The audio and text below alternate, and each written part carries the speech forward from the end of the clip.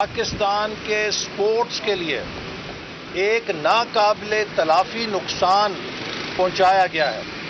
اگر Narowal support city کو تباہ نہ کیا جاتا اور اسے بروقت مکمل ہونے دیا جاتا تو پاکستان کے ہونہار کھلاڑی یہاں تربیت اور ٹریننگ کر کے اولمپکس میں پاکستان کے لیے تمغے جیت کر لاتے، لیکن اس حکومت کی انتقامی سیاست کا یہ منصوبہ نظر ہو گیا۔ نہ صرف یہ کہ اسے ادھورا اور نامکمل رکھا گیا ہے، بلکہ وہاں پہ کروڑوں روپے کا سامان ضائع کر دیا گیا ہے۔ کروڑوں روپے کی ایسٹرو ٹرف جو درآمد ہوئی تھی اس کی وارنٹی ایکسپائر ہو گئی ہے۔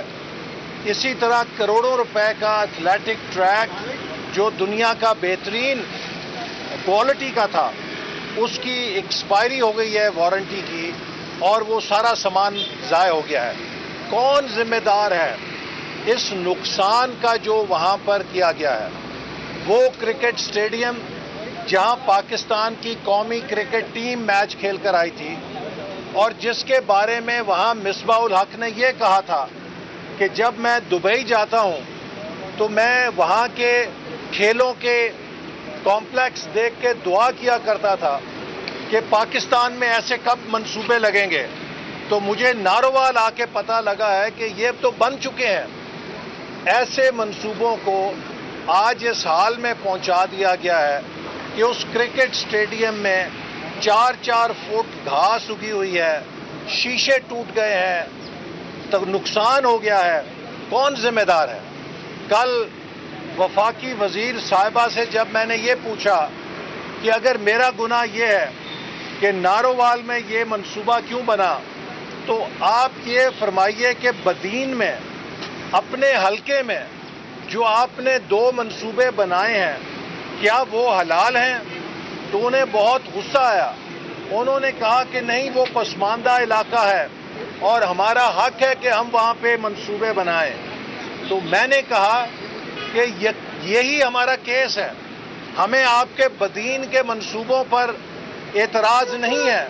ہم تو یہ کہتے ہیں کہ اگر آپ بدین کو پاکستان کا حصہ سمجھتے ہیں تو خدا کے لیے نارووال کو ہندوستان نہ سمجھیں، نارووال بھی پاکستان ہے۔ اگر بدین میں فنڈ لگنا جائز ہے تو نارووال میں بھی کھیلوں کا منصوبہ بننا جائز ہے۔ وہ ناجائز، وہ کسی گنتی میں نہیں آئے، ان کو گلچھرے اڑانے میں اور ذاتی مزے اڑانے میں استعمال کیا گیا، ذاتی کاروبار کیے گئے، اور ان کا کوئی ثبوت نہیں ہے۔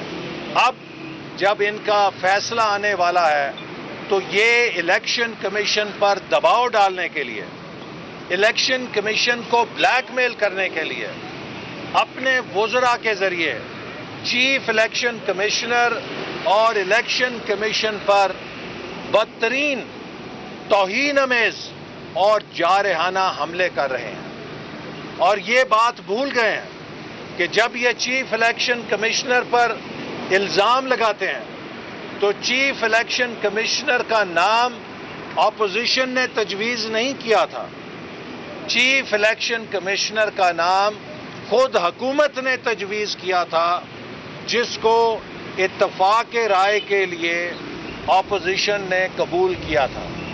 تو لہٰذا اس سے پہلے کہ یہ چیف الیکشن کمشنر پر تنقید کریں، یہ اپنے گریبان کے اندر خود جھانکیں کہ وہ شخص جس کو خود انہوں نے اس عہدے کے لیے نامزد کیا، آج اس کے اوپر یہ نہایت ہی سنگین اور منفی پروپیگنڈے کے ذریعے کردار کشی کر رہے ہیں، صرف اپنے جرائم کو چھپانے کے لیے۔ لہذا یہ پاکستان میں ادارہ جاتی انتشار، انسٹیٹیوشنل انارکی پیدا کر رہے ہیں۔ سپریم کورٹ نے بلدیاتی اداروں کو پنجاب میں بحال کیا، آج 6 مہینے ہو گئے ہیں۔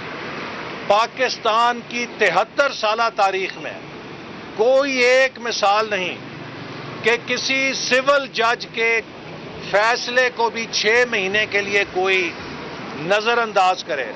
یہاں سپریم کورٹ کے فیصلے کو 6 مہینے ہو گئے ہیں ردی کی ٹوکری میں پھینکا گیا ہے تاکہ جو 9 ماہ ان کے باقی تھے وہ ختم ہو جائیں, اور 1 مہینہ پہلے یہ کوئی لنگڑا لولا امپلیمنٹیشن کر کے کہیں کہ ہم نے کر دیا ہے.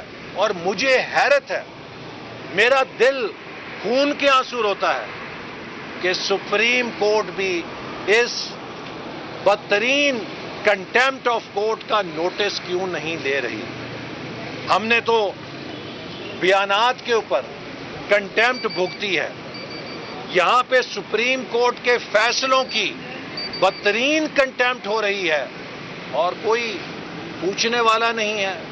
چونکہ یہ لاڈلا ہے, چونکہ یہ تابع دار ہے, اور لاڈلا اور تابع دار آئین سے بھی بڑا ہے, یہ قانون سے بھی بڑا ہے, یہ سپریم کورٹ سے بھی بڑا ہے, یہ پارلیمنٹ سے بھی بڑا ہے, یہ الیکشن کمیشن سے بھی بڑا ہے. ایسا نہیں ہو سکتا. ہم اس لاڈلے اور تابع دار کا پورا احتساب کریں گے, اور وہ وقت دور نہیں کہ جب یہ لاڈلا اور تابع دار اس آئین شکنی کے لیے, اس ملک کی تباہی کے لیے, کشمیر کے سودے کے لیے اور پارلیمنٹ پہ حملے کے لیے کٹہرے میں کھڑا ہوگا اور اپنے جرائم کا سامنا کرے گا. ڈاکٹر صاحب کیا کہیں گے, گزشتہ روز حکومتی وزراء نے ایک پریس کانفرنس کیا اور ایک آفر کی اپوزیشن کو کہ الیکشن ریفارمز کے اوپر دوبارہ جو ہے مذاکرات کی ٹیبل کے اوپر ہے, اور اعظم سوادی صاحب نے دعویٰ کیا ان کے پاس کچھ چیف الیکشن کمیشنر کے حوالے سے راز ہے.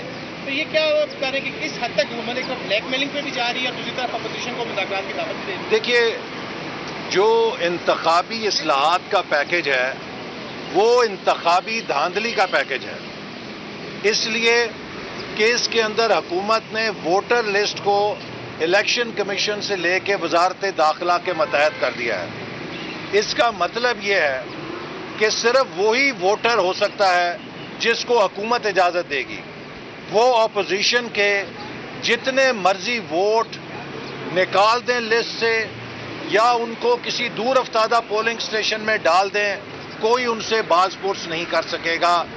یہ ووٹر لسٹ کو نادرا میں دے کے اور نادرا کے ذریعے ڈیٹا کو ای وی ایم سے لنک کر کے اپنے من مرضی کے بوگس ووٹ ڈال کے ان کو ای وی ایم کے ذریعے دھاندلی میں شمار کر کے یہ الیکشن کو چرانا چاہتے ہیں. اور ہماری یہ معلومات ہیں کہ اس کے پیچھے ایک نجی کمپنی کے ذریعے یہ مشینیں بنائی جا رہی ہیں جس کا دفتر دبئی کے اندر ہے, اور یہ تحقیقات ہونی چاہیے کہ اس کمپنی کا مالک کون ہے کہ جس کو یہاں پر چھپایا گیا ہے نسٹ کے اندر, وزارت سائنس کے اندر, لیکن اس کا دفتر جو ہے وہ دبئی کے اندر ہے. تو یہ سارا عمل نہایت مشکوک ہے. الیکٹرانک ووٹنگ مشین کا مطلب الیکٹرانک ریگنگ مشین ہے. یہ ہم دھاندلی کا منصوبہ کامیاب نہیں ہونے دیں گے. اور اسی طرح جو حلقہ بندی ہے اس کی بنیاد آبادی سے ہٹا کے ووٹر رجسٹریشن پہ کر دی گئی ہے, جس کا مطلب یہ ہے کہ جو پسماندہ علاقے ہیں ان کے اندر سیٹیں کم ہو جائیں گی.